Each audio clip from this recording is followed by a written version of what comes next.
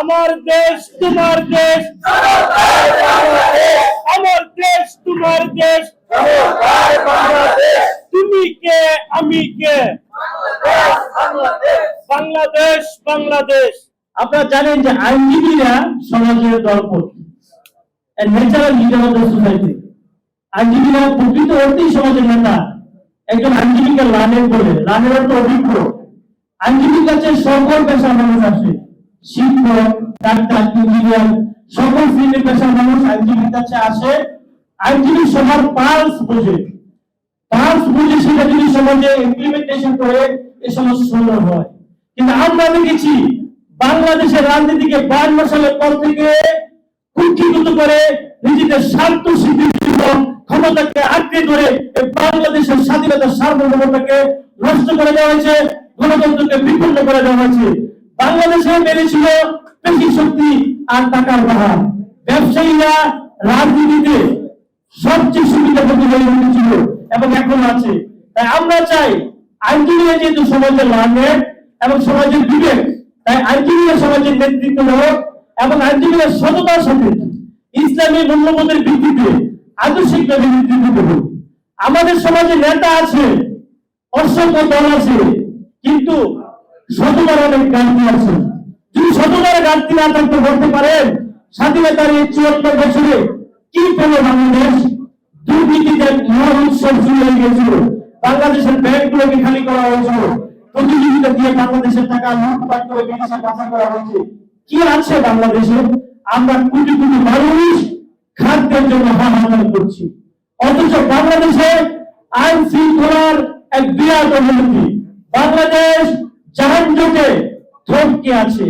ঢাকা এক প্রান্ত থেকে অন্য প্রান্তে যাওয়াটা এটা যেন শক্ত হয়ে যায়, মানে অস্থির থাকে কখন আমি ঢাকার এক প্রান্ত থেকে অন্য প্রান্ত যাব।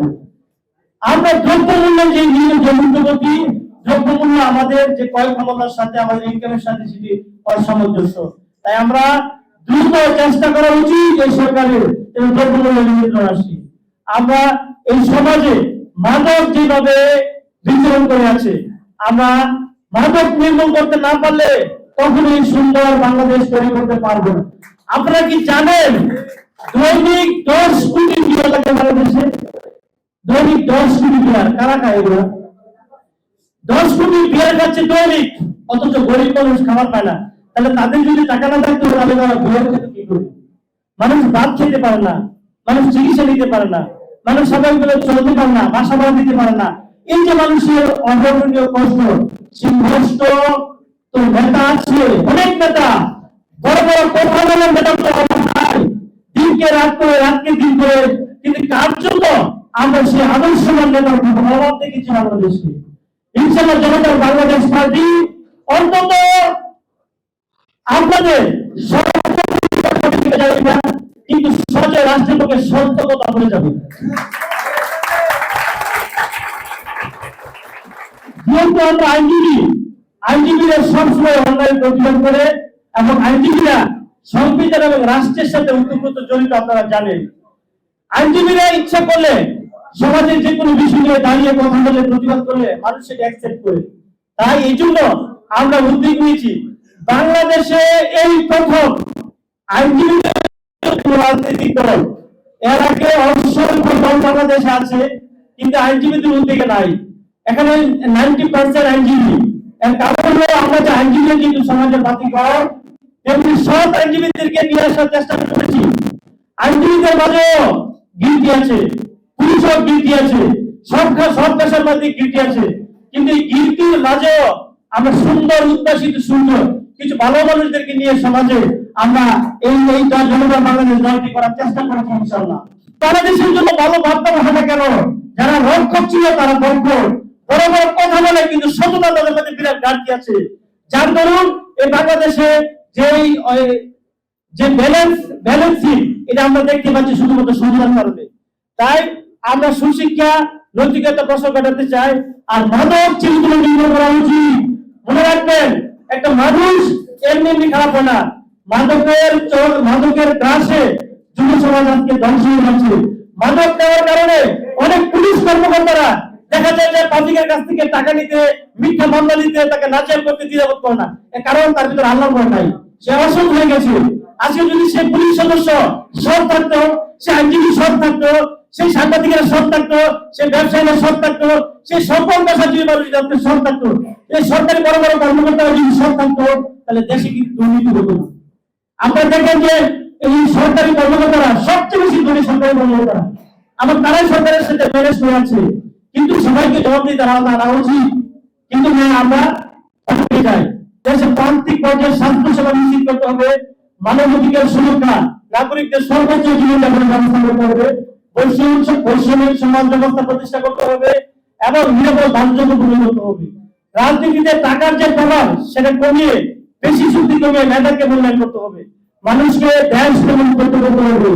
এই দেশপ্রেমিক কারা? এদেশের ছাত্র জনতারা দেশপ্রেমিক। এদেশের ছাত্র জনতারা, আপনারা দেখেছেন পুলিশ কিভাবে, সরকারের প্রশাসন কিভাবে সেখান থেকে পক্ষে নিয়েছিল, আর সাধারণ ছাত্র জনতা, সকল পেশাজীবী মানুষ জীবন দিয়ে এই বাংলাদেশকে রক্ষা করেছে।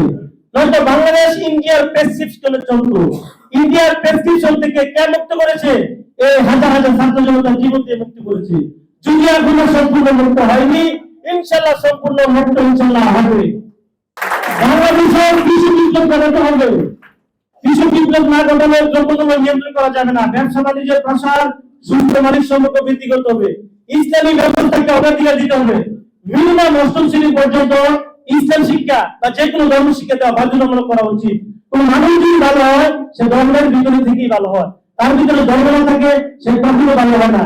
যে যেই ধর্মের হোক সেই ধর্মের প্রতি শ্রদ্ধা রেখে বলছি, সবার ধর্ম সবাই যদি সুন্দরভাবে পালন করতো, দেশে এত অনাচার বিশৃঙ্খলা থাকতো না। প্রকৃত জনসম্পদকে মানব সম্পদে রূপান্তরিত করতে হবে, দেশকে উৎপাদনশীল করতে হবে, প্রশাসনকে শক্ত করে স্বনির্ভর বাংলাদেশ করতে হবে, দেশের স্বাধীনতা সার্বভৌমত্ব রক্ষা করতে হবে। অত্যন্ত প্রত্যাশা করছি 21শে শহীদ সে বীর শহীদ যারা দেশের জন্য বলিদান দিয়েছে, তাদের রুহের আত্মার মাগফিরাত কামনা করছি।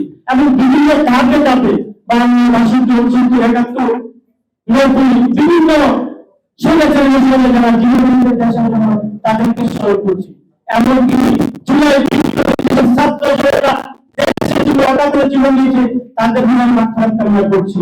মহান আল্লাহ যেন এই দেশের জন্য যারা প্রাণ দিয়েছে, যারা অসুস্থ হয়েছে, সবাইকে আল্লাহ, যারা শহীদ হয়েছে তাদের জন্য জান্নাতবাসী করে, যারা অসুস্থ হয়েছে তাদের জন্য আল্লাহ তাআলা সুস্থতা দান করে, আর আমরা যারা বেঁচে আছি আমাদেরকে যেন এই দেশকে ভালোবাসার তৌফিক দান করে।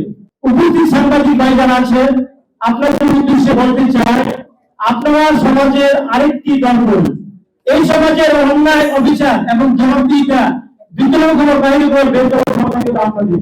কাজেই আপনারা এই পর্যন্ত যত ফেসিস্ট বিদায় হয়েছে, সাংবাদিকদের ভূমিকা অনুভব করবে। জনতার বাংলাদেশ আপনাদের পাশে আছে, আপনাদের পাশে থাকবে, এবং দেশের ক্লান্তি লোকে যখনই দেশ কোনো সংকটে কিংবা কোনো দুর্যোগে কোনো গণতন্ত্রের মধ্যে থাকবে, তখনই জনতার বাংলাদেশ আপনাদের পাশে দাঁড়াবে। সত্যের পক্ষে দাঁড়িয়ে, মৃত্যুর বার্তায় দাঁড়িয়ে যে সৎ সাহস শক্তি নিয়ে কথা বলবে, যে একটা তরুণ আইনজীবী, তারা হলো জনতার বাংলাদেশ পক্ষের আইনজীবী।